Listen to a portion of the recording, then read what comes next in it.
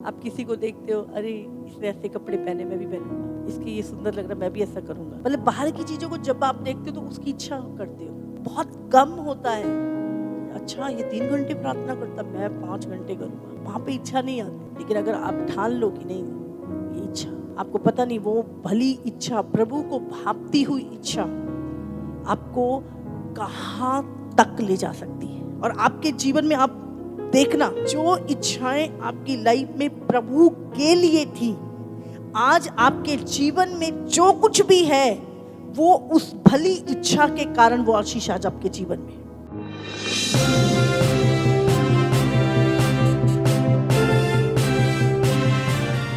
जब आप टंग्स में प्रे करते हो, अन्य भाषाओं में प्रे करते हो, तो आपका माइंड क्या है ना, रुक जाता है। आप जब भी अन्य भाषाओं में प्रार्थना करोगे, आपके अंदर से विचार आने बंद हो जाते हैं। अगर नहीं आप प्रार्थना कर रहे तो आपके अंदर इतने विचार आते हैं, और वो भी आते हैं बाहर के, संसार के विचार आएंगे, काम के विचार आएंगे, चिंता के विचार आएंगे, लोगों के विचार आएंगे, बहुत सारी विचार आपके अंदर पनपते हैं। जब आप नॉर्मल चुप बैठे हो, और दिमाग तो चलता है, 24 घंटे चलता है, अभी रुकता ही नहीं है, और इसके अंदर विचार आते, कुछ ना कुछ चलता रहेगा। कभी ये चर्च में दौड़ जाता है, कभी ये घर में दौड़ जाता है, कभी किसी रिश्तेदार के पास दौड़ जाता है, कभी काम की जगह पे दौड़ जाता है, कभी किसी चिंता में दौड़ जाता है, कभी की ये दौड़ता ही रहता है, 24 घंटे दौड़ता है। लेकिन जैसे ही आप टंग्स में प्रेयर करना शुरू करते हो, आप देखते हो कि आपका माइंड रुक गया है, और आपके अंदर फिर आप देखते हो कि विचार जो है वो अब संसार के नहीं आ रहे, संसार की चीजें नहीं आ रही अब आपके अंदर, बाहर की बातें, बाहर की चीजें नहीं, अब आपके अंदर प्रभु की भली भापती इच्छा उत्पन्न हो रही है। नहीं, मैं प्रेयर में और पढ़ूंगा, नहीं अब मैं ऐसा करूंगा, अब मैं वचन को ऐसे पूरा करूंगा, नहीं मैं,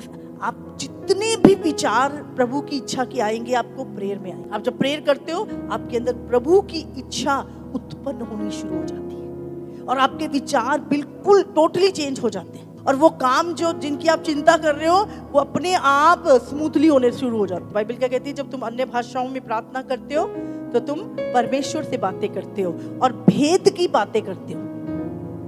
और जब आप परमेश्वर से बातें कर रहे हैं, भेद की बातें कर रहे हैं, तो विचार कौन से आएंगे? अब ऊपर के, वचन के, और वो भली इच्छा आपके अंदर क्या होता है, स्ट्रांग हो जाती है। मेरे जीवन में जितनी भी चीजें मैंने इम्प्लीमेंट की अपनी लाइफ में, मिनिस्ट्री में, हमेशा प्रेयर के दौरान आई है। प्रार्थना, मुझसे प्रार्थना हो रही थी या वचन पढ़ रही हूँ, हमेशा प्रभु अपना प्लान, अपनी बातें, अपनी बुद्धि, अपनी समझ की बातें, चीजें हमेशा प्रेयर में। प्रभु के साथ जब संगति करोगे तो भली इच्छा, अच्छे विचार, प्रभु के विचार, और जब संसार की बातें, संसार की चीजें, तो आपके शरीर की डिजायर क्या होती है, तेज हो जाती है, और आपके अंदर भी संसार की इच्छाएं उत्पन्न होनी शुरू हो जाती है। इसीलिए अपने आप को क्यों हम बोलते हैं कि और अधिक संगति में बढ़ो, और अधिक प्रभु के साथ प्रेयर में, वचन में बढ़ो। क्यों हम बोलते हैं आपको?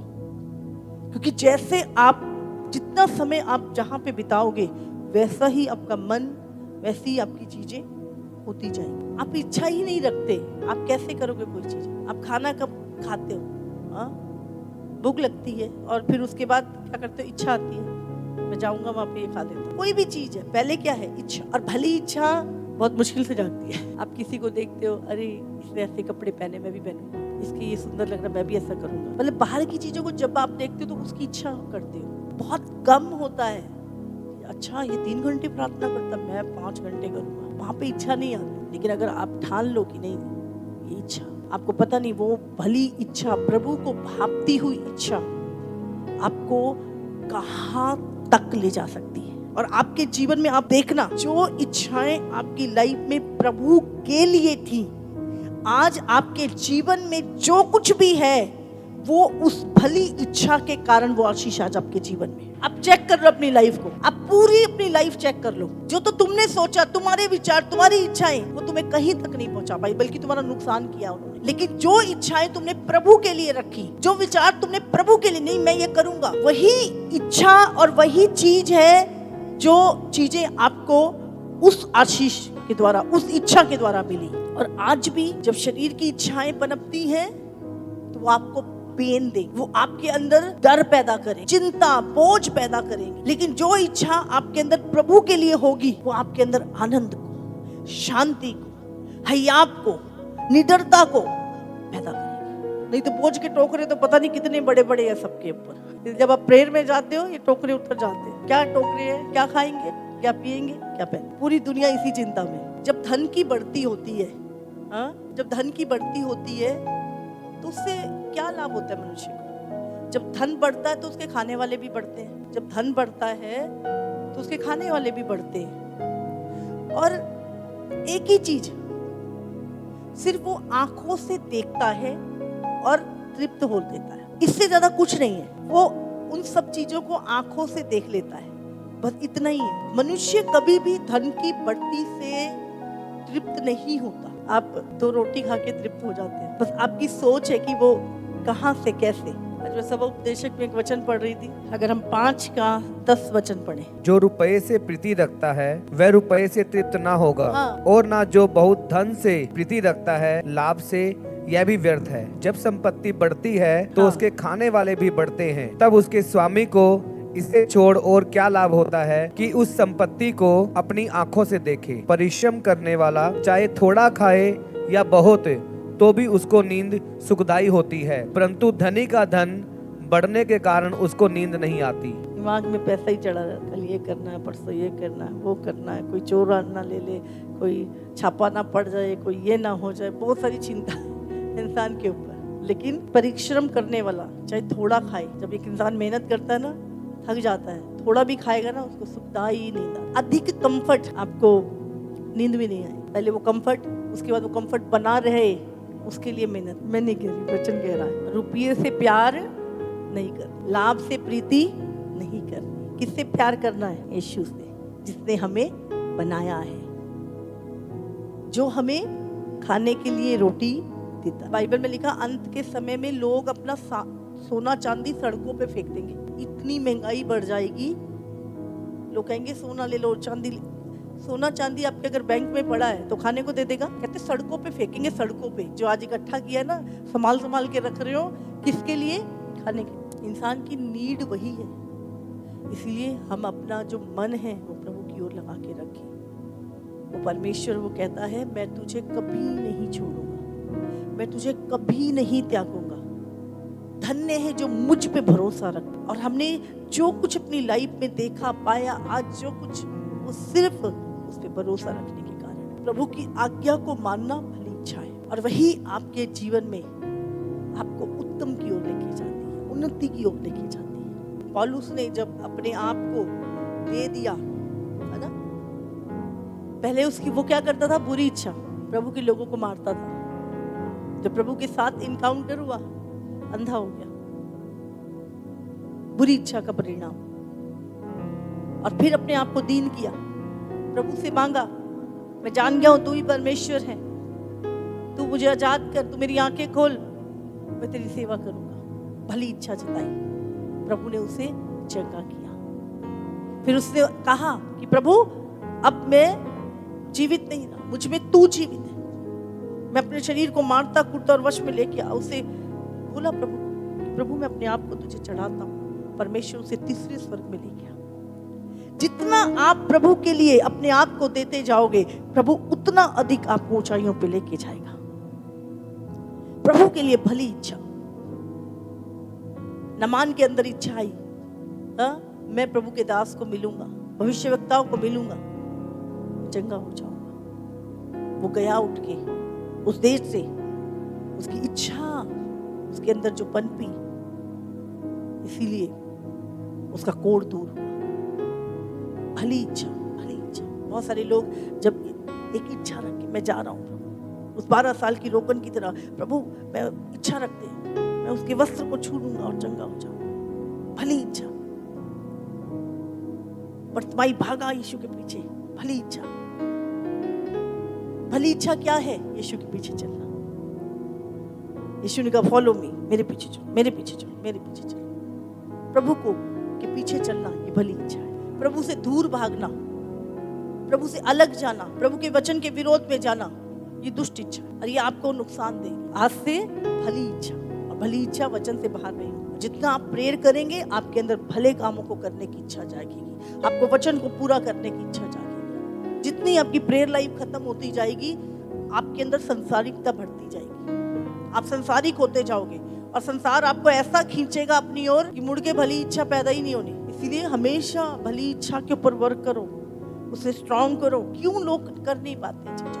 लोग कहते बातें तो बहुत बड़ी बड़ी होती पर कर क्यों नहीं पाते? प्रभु ने कहा इच्छा नहीं। वो बाकी चीजों के लिए बहुत स्ट्रॉन्ग करते हैं चीजों को, पर वो मेरी इच्छा के प्रति स्ट्रॉन्ग नहीं करते। इसलिए धीरे धीरे धीरे धीरे धीरे वो चीजें घटती जाती। आपको संसार की चीजों के लिए जोर लगाना नहीं पड़ेगा। आप सोचोगे द्वार खुल जाएगा। आप आज मन बनाओ कि मैंने ये करना है, आपको ऑफर आने शुरू हो जाएंगे, आपके लिए दरवाजे भी खुल जाएंगे। क्योंकि जब आप भली इच्छा रखते हो तो शरीर भी विरोध करता है। सबसे पहले तो दुश्मन शरीर ही है जो हमारा विरोध करना शुरू करता है। उसके बाद विचार, मन, परिस्थितियां सब तुम्हारी विपरीत हो जाती हैं। और तुम पता क्या सोचते हो? प्रभु की इच्छा है ही नहीं शायद। नहीं, प्रभु की इच्छा है।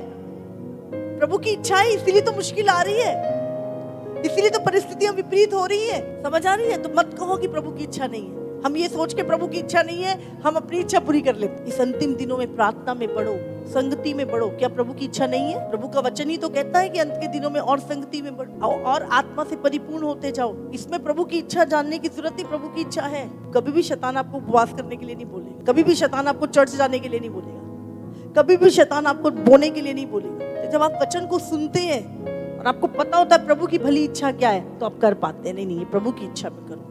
मैंने कहा आप लोग इमोशनल होके और लोगों के दबाव में डिसीजन लेते हो।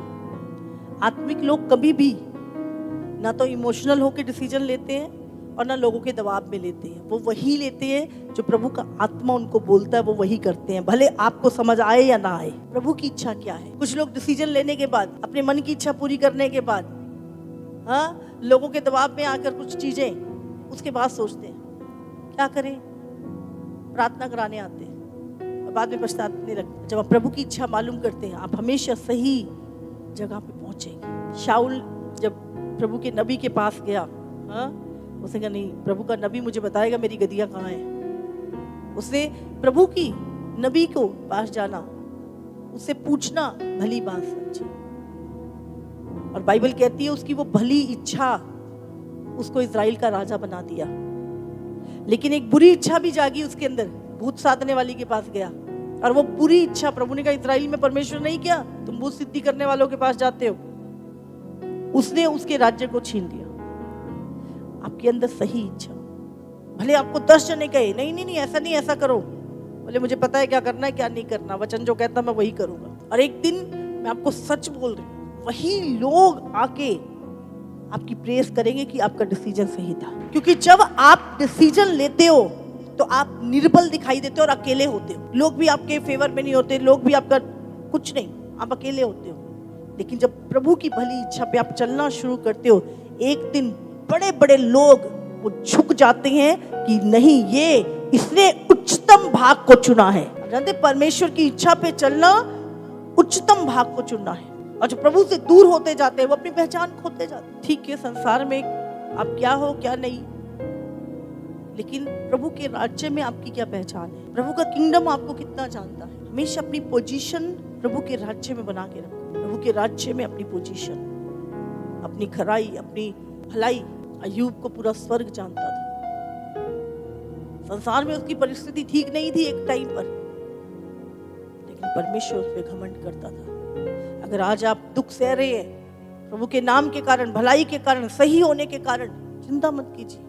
हो सकता है आपके आंसू भी बह रहे हो, आपका हृदय भी टूटा हो, लेकिन आपको सही चीज को पकड़े रखना है, सही निर्णय को, सही इच्छा को पकड़े रहना है। एक टाइम आएगा, वही लोग आपके कारण उद्धार पाएंगे, आपके कारण ब्लेस होंगे, आपके कारण वो परमेश्वर के राज्य में होंगे। आज हो सकता है आप अकेले चल रहे हो, आपका अकेले आप स्ट्रांग है परिवार में। आप दूसरों को देख के अपने आप को वीक ना करें बिल्कुल भी। आपके साथ वाला ठीक चल रहा नहीं चल रहा, आपके साथ वाले लोग आपके विरुद्ध हैं, आपके फेवर, आप कोई मैटर। मैंने बोला अगर 1000 लोग गलत की सपोर्ट कर रहे हैं, आप अकेले सही की सपोर्ट करो, एक दिन लाखों आपके साथ होंगे, क्योंकि यीशु आपके साथ होगा, परमेश्वर आपके साथ होगा।